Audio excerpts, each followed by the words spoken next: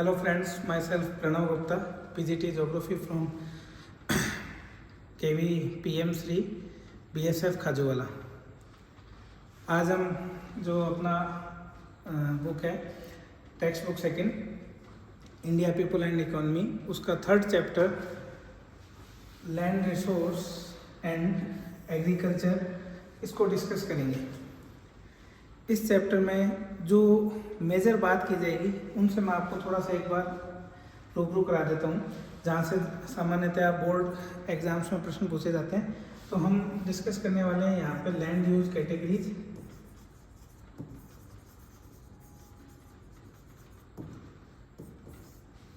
दूसरी चीज़ जो मुख्य रूप से हमें डिस्कस करना है वो है लैंड यूज पैटर्न,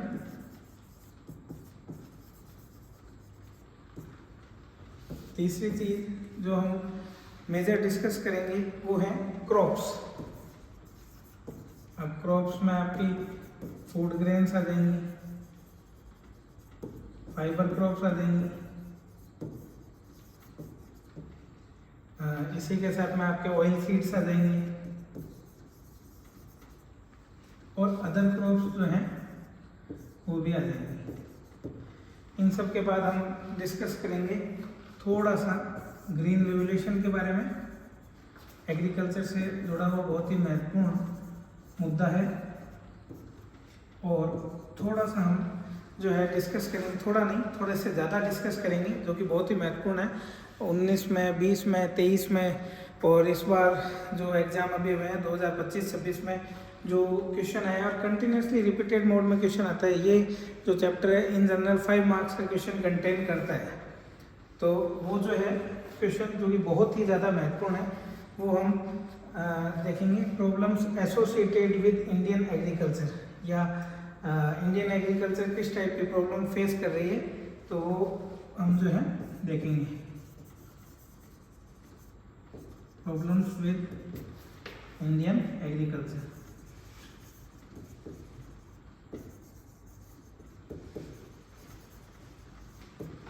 ये हमारा इस चैप्टर का इंट्रो है, अपना chapter land resources and agriculture. तो सबसे पहले हम बात करेंगे यहाँ पे लैंड यूज कैटेगरीज के बारे में। लैंड यूज कैटेगरीज से क्या मतलब है कि लैंड को किन किन तरीके से काम में लिया जाता है। क्या वहाँ पर पेड़ पौधे लगाए जा रहे हैं, बागान लगाए जा रहे हैं, कोई एग्रीकल्चर लैंड है या ऐसी लैंड है कि उसको हमने बहुत लंबे समय तक के लिए जो है खाली छोड़ दिया है, या फिर उस लैंड पर हमने कोई कंस्ट्रक्शन एक्टिविटी की है, कहीं हमने उस पर कोई रेल लाइन वगैरह बनाई है, या वो लैंड बैरन लैंड है, फॉरेस्ट लैंड है। तो उन सब चीज़ों को हम डिसाइड करते हैं लैंड यूज कैटेगरी से। तो ज़रा देखते हैं इसको।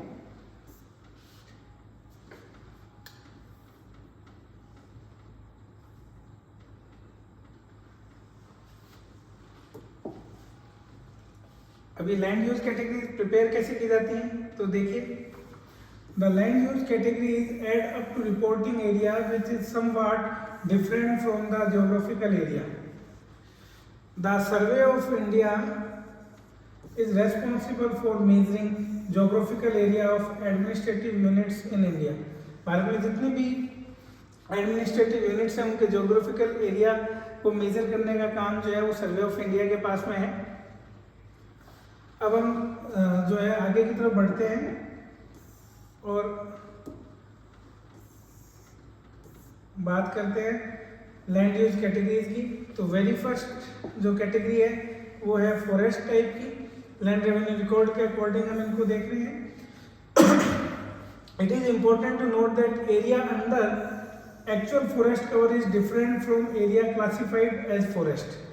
तो आप हमेशा ये मत समझिए कि जैसे हमने कह दिया कि 18% लैंड जो है वो इंडिया में जो है फॉरेस्ट कवर के अंतर्गत आती है, या 23% लैंड जो है वो फॉरेस्ट कवर के अंतर्गत आ रही है बढ़ के, इसको हमें बढ़ा के कहाँ तक लेके जाना है, हमें 33% तक लेके जाना है।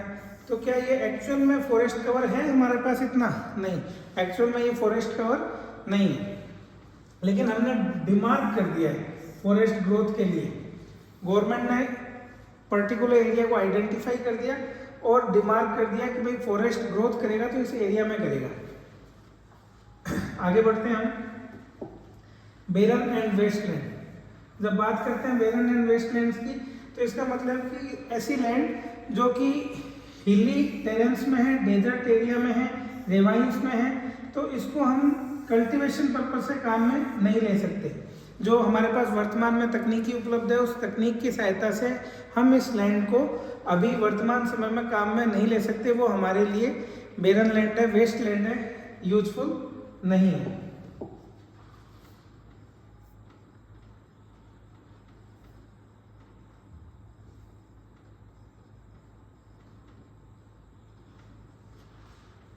अब हम आगे देखेंगे तो land put to non agricultural uses, land जो कि नॉन एग्रीकल्चरल यूजेज में काम में ली जा रही है। जैसे कि मैंने आपको पहले भी कहा था कि हम जो है एयरपोर्ट बना रहे हैं, हम जो है रनवे क्रिएट कर रहे हैं, रोडवेज बना रहे हैं, रेलवेज डेवलप कर रहे हैं, कंस्ट्रक्शन कर रहे हैं, वो सब काम जो हम कर रहे हैं, तो लैंड वो किस पर्पज से यूज हो जाती है, नॉन एग्रीकल्चरल यूजेज में उसको काउंट किया जाता है। सेटलमेंट रूरल या अर्बन हो, infrastructure, road, canal etcetera, industry, shop, ये सब में जो भी लैंड काम में आएगी वो लैंड नॉन एग्रीकल्चरल यूजेज में काउंट की जाएगी। उसके बाद में area under permanent pastures and grazing lands.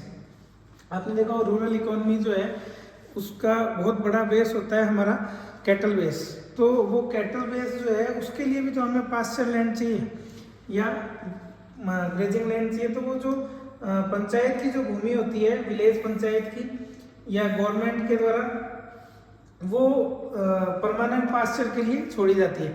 इसमें मैं आपको थोड़ी सी बात बता दूं कि इसको देवभूमि या ओरण भूमि भी कहा जाता है। गांव के बाहर की तरफ जमीन जो है वो छोड़ दी जाती है और ये माना जाता है कि इस भूमि को किसी पर्टिकुलर पर्सन के द्वारा या जो है निजी क्षेत्रों में काम में नहीं लिया जाएगा। तो वो लैंड जो आती है वो परमानेंट पास्चर में ज़्यादातर आती है। Only a small proportion of this land is privately owned. The land owned by the village panchayat comes under common property reserves. तो ये जो लैंड आती है किसके अंतर्गत आती है, CPRs के अंतर्गत। CPRs वैसे एक अलग से अपना छोटा सा टॉपिक रहेगा, तो अपन देख लेंगे उसको। और वैसे मैं आपको बता दूं, आप जनरली इसको फील भी कर सकते हो। CPR कॉमन प्रॉपर्टी रिसोर्स से मतलब है कि चाहे वो गांव के बीच में कोई उद्यान हो, कोई कुआं हो या कोई भूमि हो जो कि सभी के काम में आ रही, कोई इस प्रकार की निजी संस्था जो सबके लाभ के लिए, वो सब कॉमन प्रॉपर्टी रिसोर्स के अंतर्गत ही आती है।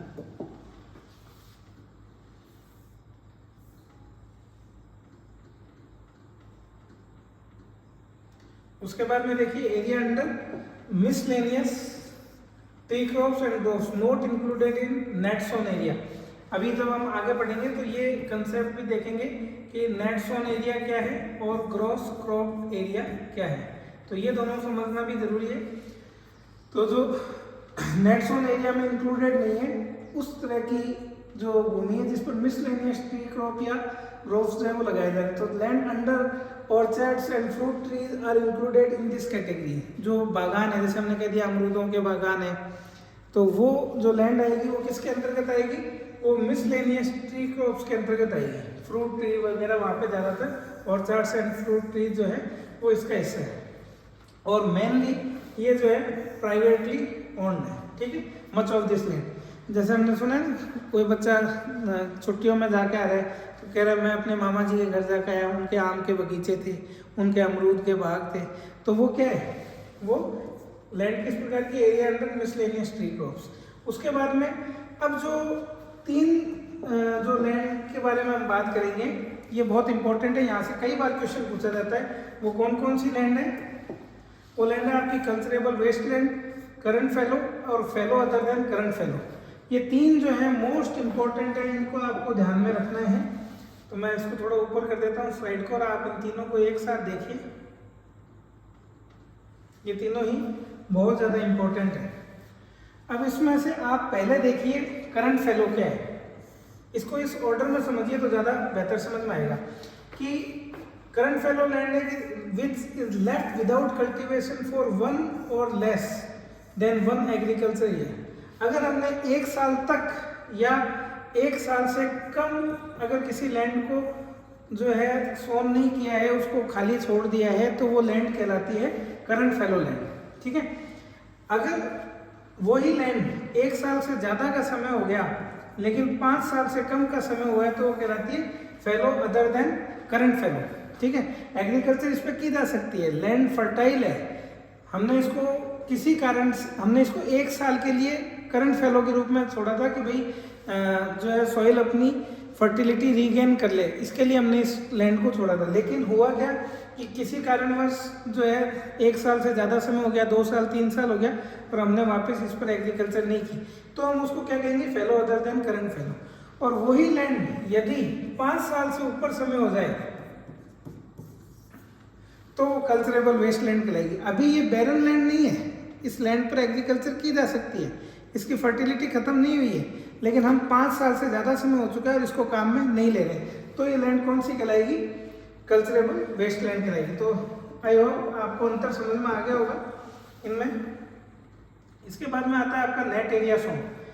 नेट एरिया सोन और ग्रॉस क्रॉप्ड एरिया ये दोनों साथ में समझ लीजिए, ये अभी आगे काम आने वाले हैं आपके। नेट एरिया सोन में क्या है कि the physical extent of land on which crops are sown and harvested is known as net sown area. ठीक है, तो एक किसी व्यक्ति के पास में एक खेत है, उस खेत में उसने लगभग हम कह लेते हैं कि भाई 10 हेक्टेयर इसके पास में लैंड है और इस लैंड पे इसने जो क्रॉप ली या ये जो लैंड का टुकड़ा जिस पे क्रॉप ले रहा है ये क्या है, इसका नेट एरिया सोन है। लेकिन यही व्यक्ति यदि जो है खरीफ की क्रॉप भी ले ले इसी लैंड पे, फिर इसी पर रबी क्रॉप भी ले ले, तो अब जो टोटल सोन एरिया कहलाएगा वो ग्रॉस क्रॉप्ड एरिया कहलाएगा। इसलिए हमेशा ध्यान रखना कि ग्रॉस क्रॉप्ड एरिया जो है वो नेट एरिया सोन के इक्वल या उससे ज़्यादा होगा। ओके,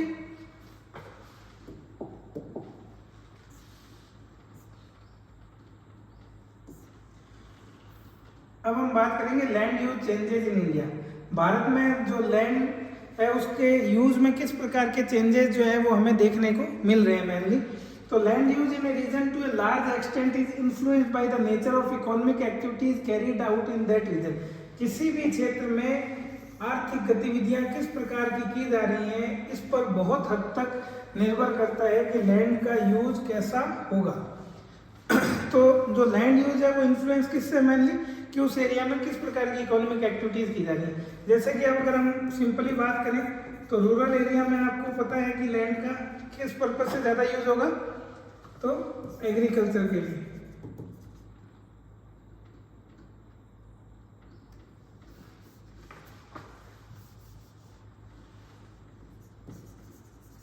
एग्रीकल्चर पर्पज से ज़्यादा यूज होगा। लेकिन यदि हम जो लैंड यूज की बात करें अर्बन एरिया में, तो अर्बन एरिया में कोई भी आपको इस लैंड पर एग्रीकल्चर करते नहीं मिलेगा। उसका ज़्यादातर यूज जो है आपको कंस्ट्रक्शन एक्टिविटीज़ में मिलेगा। अब वो चाहे कंस्ट्रक्शन गवर्नमेंट के द्वारा किया जा रहा हो, कोई वहाँ पर जो है कैपिटल इन्वेस्टमेंट किया जा रहा हो, वहाँ पर कोई एयरपोर्ट बनाया जा रहा हो, रेलवे का कुछ हो रहा हो, रोड इंफ्रास्ट्रक्चर हो रहा हो, कोई स्कूल बन रहा हो, हॉस्पिटल बन रहा हो, या प्राइवेट बिल्डर जो है वो सेटलमेंट डेवलप कर रहा हो, तो उस प्रकार से हमें जो है ये देखने में आएगा कि इकोनॉमिक एक्टिविटीज उस एरिया में कैसी हो रही है, उसके बेसिस पर हम ये जो लैंड यूज है इसको देख पाएंगे। At this stage however while economic activities change over time, land like many other natural resources is fixed in terms of its area. At this stage one needs to appreciate 3 types of changes that an economy undergoes which affect land use. कहने कि समय के साथ साथ जो economic activities हैं किसी क्षेत्र में वो बदलती जाती हैं, तो उनके हिसाब से जो है हम चेंजेस देखते हैं। तो चेंजेस किस प्रकार के ज़रा बात करते हैं। वेरी फर्स्ट अगर हम देखें तो size of the economy. Size of the economy को कैसे हम डिसाइड करते हैं कि वहाँ पर वैल्यू कितनी है सभी गुड्स की और जो भी सर्विसेज है उन सबको मिला के इकोनॉमी के अंदर। तो आपको पता है कि size of the economy change होता रहता है और सामान्यतः size of the economy grow करता है। 1950 में जो हमारी इकोनॉमी का साइज था वैसा इकोनॉमी का साइज हमारा आज नहीं है, ग्रो किया है उसने, लगभग 100 गुना से भी ज़्यादा वृद्धि कर ली होगी, संभावित रूप से बता रहा हूँ। तो grows over time as a result of increasing population. और ये ग्रो क्यों करती है? कि पॉपुलेशन का साइज बढ़ रहा है, इनकम लेवल लोगों का बढ़ रहा है। आप यदि अपने घर पर जो है दादाजी से पूछेंगे तो अगर उन्होंने कभी नौकरी में थे तो उनको सैलरी 100-150 रुपये मिलती होगी। आप अपने पिताजी से पूछेंगे तो उनको सैलरी जो है 20-25-30 हज़ार तक मिलती होगी कोई टाइम पे जब उन्होंने नौकरी शुरुआत की थी। और जब फ्यूचर में आप करेंगे तो आपकी जॉब जो है लैक्स में स्टार्ट होगी। तो ये आप चेंजेस देख लो, तो ये इनकम लेवल में चेंजेस आते हैं। अवेलेबल टेक्नोलॉजी में और एसोसिएटेड फैक्टर्स जो उनमें कंटिन्यूसली चेंज आते हैं। पहले के टाइम में जो है खेती करने के लिए प्राइमरी जो चीज़ें थी ज़्यादातर कुदाल वगैरह वो सब यूज़ किया जाता था, फावड़ा वगैरह। धीरे धीरे जो है मैकेनाइजेशन होने लगा, चीज़ों का उपयोग जो है वो परिवर्तित होने लगा। तो इन सब का प्रभाव पड़ता है। Result the pressure on land will increase with time and marginal land would come under use. इन सब का प्रभाव ये पड़ता है कि जो हमारी जो लैंड है उस पर प्रेशर बढ़ता जाता है। पहले जो लैंड थी उसको जो है कम लोगों के परिवार को पालना था, या उससे प्रोडक्शन अगर कम भी होता तो काम चल जाता। फिर धीरे धीरे जो है लैंड होल्डिंग्स जो है उनके फ्रेगमेंटेशन होने लगा, परिवार जो है वो बढ़ने लगा। एक लैंड जो पहले 100 बीघा थी वो कई सारे बच्चों में बढ़ गई। तो उन सब चीज़ों के प्रभाव जो है वो दिखने लगते हैं। जितनी लैंड के टुकड़े होते जाएंगे उस पर प्रेशर उतना ज़्यादा बढ़ता जाएगा, क्योंकि अब कम क्षेत्र को भी ज़्यादा लोगों को आपूर्ति देनी है, प्रोडक्टिविटी उसकी बढ़ाने के फिर प्रयास रहते हैं। तो ये वेरी फर्स्ट हो गया कि size of the economy he decide करता है लैंड यूज को। Secondly the composition of the economy would undergo A change over time. ये कह रहे हैं कि जो इकोनॉमी का जो कंपोजिशन है वो भी कंटिन्यूसली चेंज होता है। पहले प्राइमरी एक्टिविटी ज़्यादा हो रही थी, बाद में फिर सेकेंडरी और टर्शियरी सेक्टर की तरफ बढ़ जाएगा व्यक्ति, सर्विस सेक्टर की तरफ बढ़ेगा। तो in other words the secondary and the tertiary sector usually grow much faster than the primary sector. कह रहे हैं कि प्राइमरी सेक्टर की तुलना में सेकेंडरी सेक्टर और टर्शियरी सेक्टर जो है वो ज़्यादा तेज़ी से इंक्रीज करता है। और एग्रीकल्चर सेक्टर जो है ये कंपेरेटिवली उतना ग्रोथ नहीं कर पाता। हमारे यहाँ पर एग्रीकल्चरल एडवांसमेंट भी उतने ज़्यादा नहीं हो पाए हैं। और अगर बात करें कि हम जो प्रोडक्शन लेवल है तो उसमें अच्छा कर रहे हैं, लेकिन अभी भी बहुत सारी गुंजाइश बाकी है। तो this type of change is common in developing countries like India. Bharat जैसे देश में जो है ये चीज़ें सामान्यतः देखने में आती हैं कि प्राइमरी सेक्टर से हम लोग शिफ्ट कर रहे हैं टर्शियरी सेक्टर की तरफ। और जो भी डेवलपिंग कंट्रीज होंगे उनमें मोस्ट प्रोबेबली इसी प्रकार की कंडीशन देखने में आएगी जैसे कि इंडिया में देखने आ रही है। This process would result in a gradual shift of land from agricultural uses to non agricultural uses. और इन सब के चलते क्या होगा कि लैंड में एग्रीकल्चर यूजेज से नॉन एग्रीकल्चरल यूजेज की तरफ लैंड बढ़ती चली जाएगी। You would observe that such changes are sharp around large urban areas. और अर्बन एरियाज के आसपास हमें ये परिवर्तन और ज़्यादा देखने को मिलते हैं। अभी जैसे मैंने आपको बताया कि अर्बन एरियाज में लैंड को प्राइमरी एक्टिविटीज़ की बजाय सेकेंडरी और टर्शियरी एक्टिविटीज़ में काफ़ी ज़्यादा बढ़ा दिया जाता है। अब हम बात करें, यहाँ पे देखो आपको दे भी लिखा है agricultural land is being used for building purpose. Thirdly, through the contribution of the agricultural activities reduce over time, the pressure on land for agricultural activities does not decline. कह रहे कि जैसे एग्रीकल्चरल एक्टिविटीज का contribution है वो समय के साथ कम होता जा रहा है, लेकिन जो लैंड पर प्रेशर है वो कम नहीं हुआ है। तो लैंड को प्रोटेक्शन उतना ही देना है, लेकिन लैंड कम होती जा रही है। अगर आसान भाषा में कहें तो जो प्रोडक्शन पहले 10 बीघा ज़मीन से हो रहा था वही प्रोडक्शन अब 7 या 8 बीघा ज़मीन से होना है। अब चाहे आप उसमें टेक्नोलॉजी बढ़ाइए, चाहे आप उसमें जो है फर्टिलाइजर्स बढ़ाइए या और कुछ बढ़ाइए, प्रोडक्शन उसको उतना ही देना है या और ज़्यादा ही देना है। और जो टोटल लैंड है जो कि पहले जो 10 बीघा प्रोड्यूस कर रही थी अब उतना ही प्रोडक्शन 7 बीघा को प्रोड्यूस करना है। तो ये समस्या जो है देखने में आ रही है। The reason for continued pressure on agriculture land, और ये क्यों हो रहा है, ये कंटिन्यूस चीज़ें हो क्यों रही हैं ऐसी, तो इसके लिए देखते हैं कि in developing country The share of population dependent on agriculture usually declines much more slowly compared to the decline in the sector share in GDP. कहने जो विकासशील देश है, डेवलपिंग कंट्रीज है like India, share of population dependent on agriculture usually declines much more slowly. कहने कि जैसे मैं आपको बताता हूँ कि प्राइमरी सेक्टर, सेकेंडरी सेक्टर और टर्शियरी सेक्टर, इसमें हमारे यहाँ जो काम करने वाले लोग हैं उनकी संख्या, जो कि आपने क्लास 10th में भी पढ़ा होगा कि प्राइमरी सेक्टर में भारत में आज भी अगर देखें तो टोटल जो ऑक्यूपेशनल स्ट्रक्चर है, काम करने वाले लोगों की संख्या, उसके 50% आज भी प्राइमरी सेक्टर में। पहले 66% थे, इसमें से गिरावट आई है, लेकिन आज भी 50% बने हुए। सेकेंडरी सेक्टर में लगभग 17 to 18% है, और हम ये कह सकते हैं रिमेनिंग 33% टर्शियरी सेक्टर में। तो टर्शियरी सेक्टर में काफ़ी फास्ट ग्रोथ देखने में आई है, प्राइमरी सेक्टर में गिरावट देखने में आई है। लेकिन अगर हम इनके जीडीपी की बात करें, ये तो पीपल इंगेज्ड, ठीक है, पीपल इंगेज्ड, कितने लोग इसमें इंगेज्ड हैं उसकी बात करें। लेकिन यही बात अगर आप इन टर्म्स ऑफ जीडीपी करो तो आपको काफ़ी सरप्राइजिंग डाटा जो है वो देखने मिलेंगी।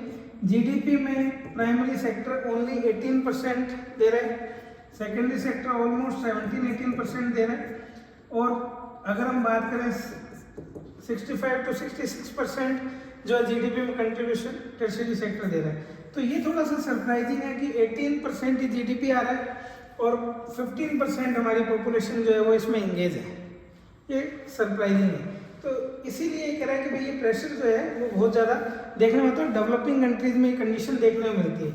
The number of people that the agricultural sector has to feed is increasing day by day. Simple सी बात है, पॉपुलेशन बढ़ेगी तो आपको जो है ज़्यादा लोगों को भोजन कराना पड़ेगा, ज़्यादा लोगों की फीड जो है, जो नीड है उसको फीड करना पड़ेगा, तो आपको भोजन ज़्यादा चाहिए।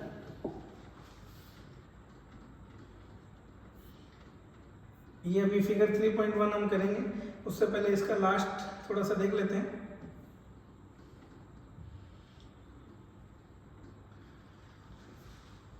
India has undergone major changes within the economy over the past 4 or 5 decades.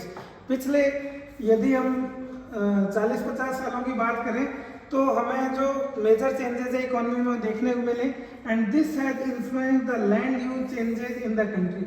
और इन्होंने हमारे कंट्री में जो लैंड यूज चेंजेस है उसको काफ़ी हद तक प्रभावित किया है। These changes between 1950 to 51 and 2019-20 have been shown in figure 3.1। इस फिगर 3.1 पे हम चर्चा करेंगे, और यहाँ से आपका कई बार जो है डायग्राम बेस्ड 3 मार्क्स का क्वेश्चन भी पूछा जाता है। There are 2 points that you need to remember before you derive some meaning from this figure। 2 बातें इस फिगर 3.1 को देखने से पहले हमें समझनी है। क्या करें कि firstly the percentage shown in the figure have been derived with respect to the reporting area. ये रिपोर्टिंग एरिया के रेफरेंस में एक्चुअल नहीं है, और रिपोर्टिंग हम पहले भी बात कर चुके हैं कि सर्वे ऑफ इंडिया जो मेजर कर रहा है वो आपका रिपोर्टिंग एरिया है। Secondly, since even the reporting area has been relatively constant over the years, कि जो रिपोर्टिंग एरिया है वो कैसा है, कांस्टेंट बना हुआ है, लेकिन a decline in one category usually leads to an increase in some other category. कहें कि अगर एक कैटेगरी में डिक्लाइन हो रहा है तो दूसरी कैटेगरी में आपको जो है इंक्रीज देखने को मिलेगा। और यहाँ पर क्या बताया गया कि 5 categories have undergone increase while 4 have registered decline. 4 category ऐसी हैं जिनमें डिक्लाइन देखने को मिला है, 5 कैटेगरी ऐसी हैं जिनमें जो इंक्रीज देखने को मिला है। और ये कैटेगरी कौन सी है जो हमने सबसे पहले शुरू में पढ़ी थी कि लैंड यूज कैटेगरीज, ठीक है। तो इनको हम देखते हैं कि area under forest, under non agriculture use, permanent pasture, grazing land, current fallow land and net area shown have shown an increase. जो परमानेंट पास्चर है, ग्रेजिंग लैंड है, करंट फेलो लैंड है, नेट एरिया शोन है, इनमें हमें increase देखने को मिला है। तो इंक्रीज तो हमें करना पड़ेगा। देखिए यहाँ पर जो पहली चीज दी है कि एरिया अंडर फॉरेस्ट, इसमें इंक्रीज किस कारण से है, गवर्नमेंट पॉलिसीज के कारण से इंक्रीज है, और बाकी जो इंक्रीज है वो ह्यूमन नीड्स के कारण से इंक्रीज आपको देखने को मिल रहा है। The following observation can be made about these increase. तो उससे पहले हम थोड़ा सा जो डायग्राम है उसको देखते हैं फिगर को, और कुछ चीज़ें जो है आपको बिना कुछ बताए भी समझ में आ जाएंगी संभवतः, फिर भी मैं उनको एक्सप्लेन करूँगा। देखिए इधर, तो अगर हम बात करते हैं लैंड यूज कैटेगरी में चेंजेस की 1950 से लेके 2019-20 में after independence what kind of changes we can see here. तो आप देखिए कि पहले तो इंक्रीज किस किस में हुआ है, तो फॉरेस्ट कवर में इंक्रीज हुआ है, फिर नॉन एग्रीकल्चरल यूजेज जो है इसमें इंक्रीज हुआ है, परमानेंट पास्चर में इंक्रीज हुआ है पर कोई खास इंक्रीज नहीं है, और जो है आपका इंक्रीज देखने को मिला है करंट फैलो लैंड में। करंट फैलो लैंड में इंक्रीज बहुत ज़्यादा नहीं है, और ये इंक्रीज उतना ज़्यादा मायने भी नहीं रखता क्योंकि नेट एरिया शोन जो है उसके बाद जो करंट फैलो है उसके लिए लैंड छोड़ी जाती है, फिर उसके बाद उसको यूज कर लिया जाता है, फिर बाद में वापस से छोड़ दिया जाता है। तो नेट एरिया शोन और ये करंट फैलो जो है कॉम्प्लीमेंट्री रहते हैं, एक दूसरे के साथ साथ चलते हैं। तो 1 2 3 4 5 जगह आपको जो है दिखाई दे रहे हैं। उसमें से सबसे ज़्यादा जो है अगर देखें वृद्धि प्रतिशत के रूप में, तो आप यहाँ देखेंगे कि लगभग 290% की जो ग्रोथ है वो किस सेक्टर में आई है, ध्यान दीजिएगा थोड़ा, area under non agricultural uses. कई बार यहाँ से पूछ भी लेते हैं कि सर्वाधिक जो है क्वालिटेटिव ग्रोथ, या फिर आप क्वालिटेटिव ग्रोथ तो नहीं कहेंगे लेकिन हाईएस्ट ग्रोथ जो है इन टर्म्स ऑफ परसेंटेज जो इस डायग्राम को देख के पूछ लेते हैं कि कहाँ देखी गई है, तो आपका area under non agricultural uses. और आपको पता भी है कि नॉन एग्रीकल्चरल यूजेज में गवर्नमेंट सेक्टर, प्राइवेट सेक्टर, हम लोग खुद प्राइवेट बिल्डर्स और सभी लोग जो है आउटस्कर्ट्स जो भी सिटी के होते हैं या रूरल एरिया जो आसपास में लग रहे हैं वो भी सिटी में जुड़ते चले जाते हैं। तो वो जो एग्रीकल्चर लैंड है या फिर बेरन या वेस्ट लैंड है उन सबको काम में लेते चले जाते हैं नॉन एग्रीकल्चरल यूजेज में, ठीक है। चाहे वो हॉस्पिटल बन रहे हो, चाहे वो स्कूल बन रहे हो, चाहे वो सोसाइटीज़ बन रही हो, बिल्डिंग्स बन रही हो, उन सब में। अब सबसे जो रिमार्केबल कमी आई है वो किस में आई है, तो आप देख सकते हैं जो रिमार्केबल कमी आई है वो किस में देखने में आई है, बेरन एंड अनकल्चरेबल वेस्ट लैंड। कि ऐसी लैंड जो कि बेरन है, बिल्कुल बंजर भूमि है जो कि हमारे काम नहीं आ सकती, उस लैंड को हमने ज़्यादा से ज़्यादा काम में लिया है। तो मेनली ये जो शिफ्ट है ना, ये शिफ्ट इधर ही देखने को मिला है, area under non agriculture uses. बाकी आप देखोगे तो नेट एरिया सोन में कोई फर्क ज़्यादा नहीं पड़ा है, उसको कंपेरेटिवली पहले से बढ़ा ही है। उसके अलावा जो बागान वगैरह होते थे उनमें लोगों ने बहुत ज़्यादा जो है उसका लाभ लेने के लिए ज़मीन की कीमत बढ़ गई, या वो जो है अर्बन एरिया के करीब थी तो उसको नॉन एग्रीकल्चरल यूजेज में शिफ्ट कर दिया। तो area under miscellaneous tree crops and groves है, इसमें भी काफ़ी तेज़ी से कमी आई है।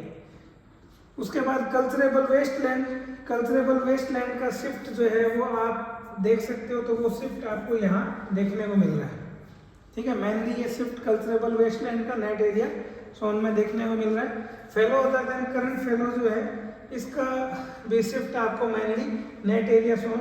तो एक प्रकार से हम कहें तो ये जो एरिया है इसमें कोई बहुत ज़्यादा अंतर आपको देखने को नहीं मिलेगा। आप अगर इसको कैलकुलेट भी करेंगे तो ये लगभग उतना ही आएगा जितना है, कुछ 1-2% की गिरावट ही इसमें आपको लमसम देखने को मिलेगी। तो ये जो चीज़ें हैं ये हमें लैंड यूज कैटेगरी के बारे में इंडिया में देखने को मिलती हैं।